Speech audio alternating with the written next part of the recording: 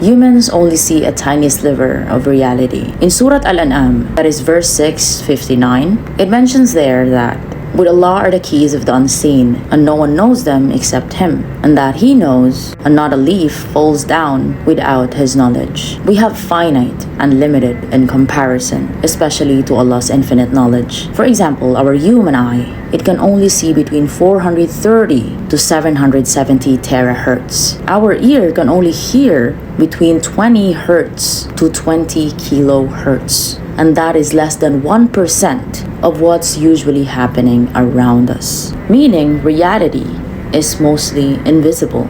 Our conscious mind is just as limited. It filters out 99% of reality and only letting in what it thinks is important. But our subconscious hears it all, sees it all, and it's always listening. You need to train your mind to look for it. That only happens when you program the belief deep into your subconscious. You don't even need to force change. We just need to speak directly to the part of us that sees the unseen. Have you heard the gamma brain waves? It is the fastest frequency of consciousness, measured between 30 to 100 hertz. Gamma waves are the domain of peak cognition, lucid perception, and even unified awareness. And this is where the boundaries between the self and the cosmos dissolve when time unravels, where all becomes one. Like the heat of our spine is a signal, like a surge of ancient ascension, or we call it ascension technology, that is activating from within. And it spirals through our spine like liquid, starlight decoding dormant strands of soul intelligence that is all buried in our DNA, that we now call it the Kundalini. Not just energy, but galactic memory that is all coiled at our base, a living serpent of light designed to awaken our divine circuitry.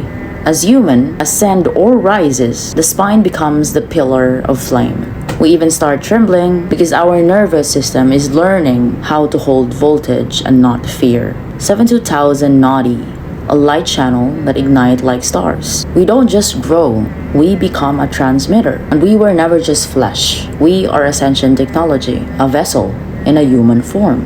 Kundalini is not a metaphor. It is our divine protocol, just coming back activated. And this isn't distraction, it's return. What if our thoughts can change reality? Not through spirituality, but through quantum mechanics. Let's say the double slit experiment. It proves that observation changes outcome. Just like the particles, they behave differently when we look, as if consciousness is actually shaping matter. Now combine that with Planck's constant, the E equals h point f. That's energy equals frequency. If energy and frequency are interchangeable and our thoughts are frequency, then our minds are emitting energetic waves that interact with the world around us. And that's not mysticism no more. That's math. Now, when speaking about math, let's zoom out this concept.